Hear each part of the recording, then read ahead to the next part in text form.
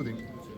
Ja sam lišen slobode jutros u 7 sati, imao sam pretres porodične kuće, oduzeta je dobrovoljno predat novac koji je 5 ljekara najmanje deceniju štedjelo, a dok mnogi drugi koji desetine miliona troše od ove zemlje ukradene i kupuju zemlju na Jahorni po Dedinju i tako dalje, oni su na slobodi i bit će vjerojatno na slobodi. Ako sam ja žrtva, prihvatam. Molim vas samo da budete staloženi, mirni, dostojanstveni.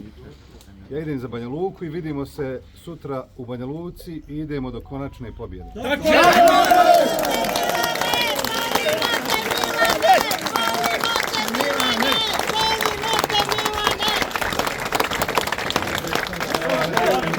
Yes!